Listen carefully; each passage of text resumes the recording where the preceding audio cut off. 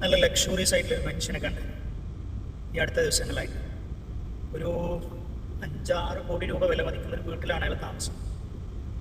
3 luxuries കാറുകൾ, ഒന്നൊരു Audi, പിന്നെ ഒരു ഫോർച്യൂണർ ഉണ്ട്, ഒരു വോൾവോൻ്റെ വണ്ടിയുണ്ട്, ചെറിയ വണ്ടികൾ 1-2 വേറെ സാധാ വണ്ടികൾ, കയ്യിലൊരു കാർട്ടിയറിൻ്റെ വാച്ച് ഉണ്ട്, കണ്ണട ഉൾപ്പെടെയുള്ള സാധനങ്ങളൊക്കെ ലക്ഷറി സാധനങ്ങൾ.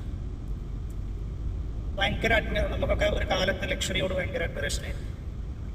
അതിൻ്റെ റിയാലിറ്റി മനസ്സിലായപ്പോൾ പിന്നീട് അങ്ങനെ അത്രക്ക് ഭയങ്കരമായ ഒരു ലക്ഷറിയിലേക്ക് പോയിട്ട് പ്രത്യേകിച്ച് ഒരു അർത്ഥമില്ല എന്നുണ്ടായി മനസ്സിലായി. പക്ഷേ ഈ ഞാൻ നേരത്തെ പറഞ്ഞ വ്യക്തിയെ കുറച്ച് കൂടുതൽ അടുത്തപ്പോൾ പിന്നെ കമ്പനിയായിട്ട് ബന്ധപ്പെട്ടിട്ടുള്ളൊരു എന്താ പറയുക ഒരു ഡിസ്കഷൻ്റെ ഇടയിലാണ് കൂടുതൽ വിവരങ്ങൾ എന്തായിട്ട് മനസ്സിലായിട്ടുള്ളത്. ആ വീടിൻ്റെ പുറത്ത് 2 കോടി ലോണുണ്ട്. വണ്ടികളെല്ലാം EMI പോയിക്കൊണ്ടിരിക്കുന്നത്. അയാളുടെ ബിസിനസ് കഴിഞ്ഞ ഒരു 2 ക്വാർട്ടറായിട്ട് ലോസിലാണ്. ഇപ്പോൾ യുദ്ധം, ഇറാൻ-ഇസ്രായേൽ യുദ്ധം വന്ന സാഹചര്യത്തിൽ മിക്കവാറും ഒരു വർഷത്തേക്കെങ്കിലും റിക്കവർ ചെയ്യാൻ പറ്റാത്ത ഒരു ഡൗൺഫോളിലേക്ക് എന്ത് ചെയ്യുന്നു, ആ കമ്പനി പോകും തീർച്ചയാണ്. അപ്പോൾ നിലവിലുള്ള ലോസ് എന്ത് ചെയ്യും, ഒരുപാട് ഇരട്ടിക്കാനുള്ള സാധ്യത ഉണ്ട്. ആ കമ്പനിക്ക് 10 കോടി ഓടി ഉണ്ട്. 10 കോടി രൂപയുടെ ഓടി എന്നുണ്ട് ഉണ്ട് രൂപയിലേക്ക് കൺവേർട്ട് ചെയ്യുമ്പോൾ കമ്പനി ലോസിൽ പോകാനുള്ള കാരണം എന്താണ്? ഈ ഓടിയുടെ ഇൻട്രസ്റ്റ് തന്നെ അതിൻ്റെ ജനറേറ്റ് ചെയ്തുകൊണ്ടിരിക്കുന്ന പ്രോഫിറ്റിൻ്റെ എത്രയോ അധികമാണ് ഇത് വന്നിരിക്കുന്നത്.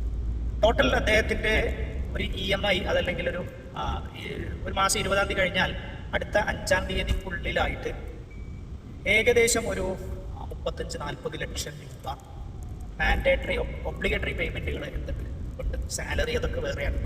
പേഴ്സണലി ഇദ്ദേഹത്തിൻ്റെ കമ്പനിയുടെയും ഇദ്ദേഹത്തിൻ്റെയുമായ ബാധ്യതകൾ. ഈ മനുഷ്യൻ വല്ലാത്ത സ്ട്രെസ്സിലും ടെൻഷനിലും ഉറക്കല്ല. എന്നാൽ നടക്കുന്നതൊക്കെ ഭയങ്കര ഹൈഫൈ.